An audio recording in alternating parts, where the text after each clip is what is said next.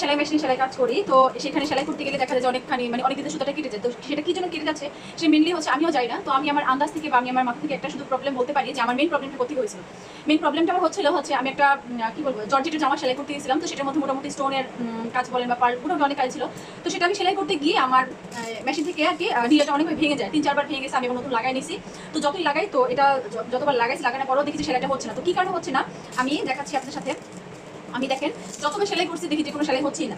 তো আমি চিন্তা করলাম যে কি সমস্যা হতে পারে। তো আপনারা যারা কিন্তু অবশ্যই জর্জেটের জামা কাপড় সেলাই করেন আর হচ্ছে যেগুলির মধ্যে পার্ল দেওয়া বা স্টোন বা যে কোনো অ্যাক্সেসরিজ দেওয়া আছে সেগুলি তো অবশ্যই আপনারা সেলাই করবেন। কেননা যে ওইগুলির মধ্যে যদি হঠাৎ নিডলটা পড়েই যায় সুইটা পরে তখন কিন্তু হঠাৎ ভেঙে যায়। তো এরকম করতে করতে আমি 5 থেকে 6টা সুই ভাঙছি। তো দেখেন সব লাস্টে এখন হচ্ছেই না সেলাই। তো কি কারণে হচ্ছে না আমার মেনলি প্রবলেম ছিল দেখেন এই প্লেটটা। যদিও এই প্লেটের আমি নাম টোটাল জানি না যে আসলে এই প্লেটের নাম কি। তো আমার থেকে যারা অভিজ্ঞতা কিন্তু সবাই জানেন।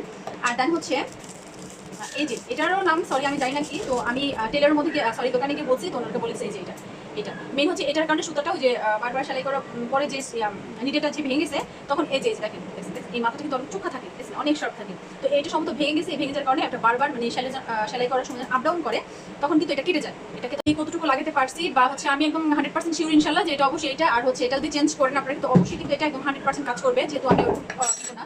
তো যাই হোক দেখেন আপনি আমার কাছে এই দুটো কীভাবে লাগাতে পারেন। এই যে দেখেন প্রথমে একটা স্ক্রু ড্রাইভার দিয়ে আমরা এটা ফার্স্ট খুলে ফেলি।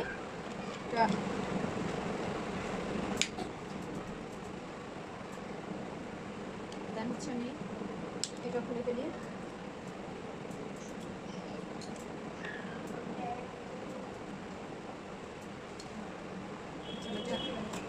এই যে দেখেন এটা হচ্ছে আমার, আমি দেখাই এই দেখেন দেখেন এটা কিন্তু অনেক একদম রাফ হয়ে গেছে, প্রচণ্ড রাফ হয়ে গেছে। আর হচ্ছে এটা একদম মানে সেলাই করতে করতে ওই যে বললাম যে স্টোনের কাপড় সেলাই করছি, এটা করতে করতে একদম সমস্ত খুলেই গেছে, দেখছেন মানে ক্ষয় হয়ে গেছে, প্রচণ্ড বাজে অবস্থা।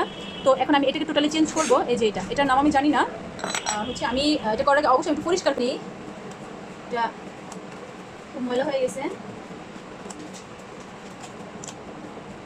ইনশাল্লাহ আমি অবশ্যই আশা করতেছি যে ইনশাল্লাহ আমার সেলাইটা ঠিক হবে। পরিষ্কার আমার হয়ে গেছে। আর এটা আমি দেখেন এটা খুবই ভালো, এটা আমি লাগাইনি দেখি।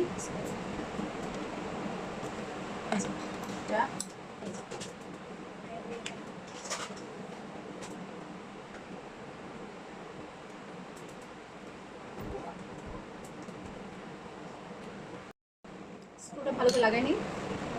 আর অবশ্যই কিন্তু স্ক্রু লাগানোর আগে আমরা এটা ট্রাই করবো যে আমাদের সুইটা এটা ভালো করে নিচে যায় কিনা। যদি না যায় তাহলে কিন্তু লাগাই কোনো লাভ নেই। তো আমরা প্রথমে এটা একদম লুজভাবে একটু লাগাই নিব। দেখছেন আলহামদুলিল্লাহ হয়েছে। আমরা কিন্তু প্রথমে এটা কিন্তু আগে টাচ করে ফেলবেন না। এটা কিন্তু অ্যাট ফার্স্ট কিন্তু আপনারা আগে দেখবেন যেটা হচ্ছে এই স্ক্রু দুটো লাগানোর পরে মানে লুজ করে লাগানোর পরে এই নিডেলটা এই ফাঁকাটার মধ্যে আই মিন হচ্ছে যে এটার মধ্যে আটকায় যায় কিনা। যদি আটকায় তাহলে কিন্তু সুই কিন্তু আপনার অনবরত ভাঙতেই থাকবে। তো এটা আমি আমার হয়েছে বলে আমি এখন স্ক্রুটা টাইট দেব। বেশ টাইট দেবেন না, বেশ টাইট গেলে কিন্তু পরে আবার আপনার এটা খুলতে খুব অসুবিধা হয়ে যায়। এই লাগাই ফেলছে দেখছেন। আর যদিও ধরুন যে আপনি লাগাই ফেলেছেন আর লাগানোর পরে কিন্তু অবশ্যই আপনার নিডেলটা একটু জাস্ট একটু বাঁকা করে দিবেন যাতে এটা আপনার এই হয়েছে। আর হচ্ছে আপনার মেন সুতা কাটার কারণ হচ্ছে আপনার এই যে এটা হচ্ছে মেন সুতা কাটার কারণ। এখন আমি এটাকে সুন্দর খুলবো। দেখেন এই যে এটা আপনার প্রথমে দুটো টান দিবেন, তারপরে এই যে দেখছেন এই দেখেন এটা মাথাটা দেখছেন, এটার মাথাটা কিন্তু অনেকখানি নষ্ট হয়ে গেছে। দেখেন অনেক নষ্ট হয়ে গেছে, মানে ক্ষয় হয়ে গেছে। আর এটার মাথাটা দেখেন একদম অনেক শার্প। যাই হোক আমি এখন লাগিয়ে দেখি এটা। দেন আমার তো লাগানো হয়ে গেছে, এখন আমরা এটা লাগাই দিব। যেটা আপনারা যারা যদি না রাখতে পারেন যে কোনটার পর কোনটা খুলতে হয় বা কোনটার পর কোনটা চেক করতে হয়, তাহলে কিন্তু অবশ্যই কিন্তু আপনারা পারেন যে একটু ভিডিও করে রাখতে। যখন আপনারা ধরেন যে খুললেন এখন আমি লাগাতে পারলাম, তখন তো আপনার দৌড়াদৌড়ি করে আর বাইরে নিয়ে যাওয়ার দরকার নেই, কারণ আপনি ভুলে গেলেন। আর সেখানে গেলে ধরেন যে ওনারা প্রায় অনেক টাকা চাইবে আপনাদের কাছ থেকে, যেহেতু বিপদে পড়ে গেছেন। তো আমরা তো বাঙালি বুঝেন যে বিপদে পড়লে কিন্তু মানুষ ডাবল থেকে ডাবল জরিমানা। তো যাই হোক আমি আর কথা বললাম না, এখন হচ্ছে আমি এটা সুন্দর করে লাগাই ফেলবো। আর এটা যখন আমরা লাগাবো তখন কিন্তু একটা জিনিস ধরেন পার্টস করার সময় কিন্তু অবশ্যই আমরা ভালো করে পরিষ্কার করে নেব।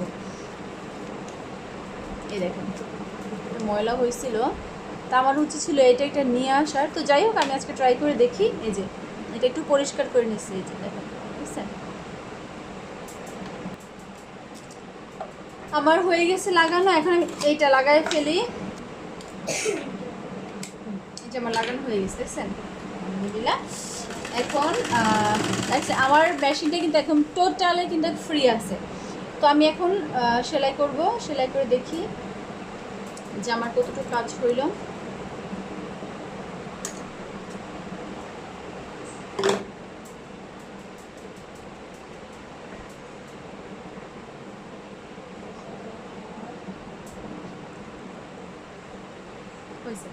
আর হচ্ছে এটা হচ্ছে আমাদের ববিন কেসটা। এখন ববিন কেসটা লাগাই নিব।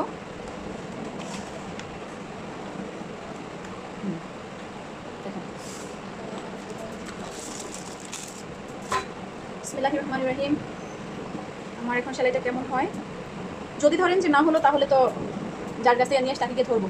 তো যাই হোক, এখন আমি ট্রাই করতেছি। বিসমিল্লাহির রহমানির রহিম। আমি কিন্তু শুরুতে কিন্তু বলছি যে আমার সেলাই কিন্তু হচ্ছিল না, প্লাস হচ্ছে গ্যাপ গ্যাপ হচ্ছিল, আর হচ্ছে যতবার সেলাই করতে তত কিন্তু সেলাইটা কেটে কেটে যাচ্ছে। এখন কি দেখি। আর অবশ্যই কিন্তু আপনি কিন্তু প্রত্যেকবার মেশিন যখনই বসেন, বসার আগে তেল দিবেন, আর যখন একবার সেলাই করে উঠে যাবে তখন কিন্তু মেশিনটা পরিষ্কার টোটাল পরিষ্কার করে মেশিনে তেল তারপর উঠে যাবেন।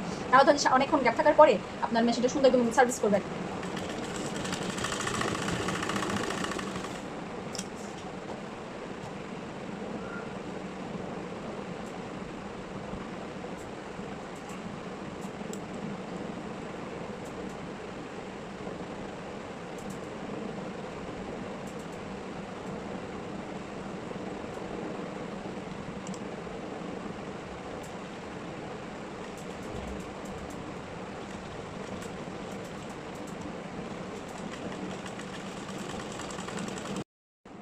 দেখেন আমাদের টোটাল এখন কমপ্লিট হয়ে গেছে। তো আলহামদুলিল্লাহ আমি হচ্ছে অফ ক্যামেরাতে একটা সেলাই করছি। দেখেন আমার সেলাইটা খুবই ভালো হয়েছে, তো আমি একটু ট্রাই করে নিছি।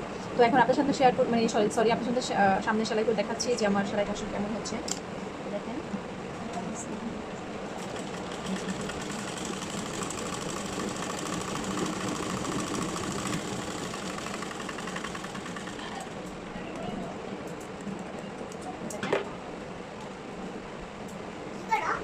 দেখেন এখন আমার সেলাই সম্পূর্ণ পারফেক্ট আছে, যদিও কালো কাপড় বেশিটা বোঝা যাচ্ছে না।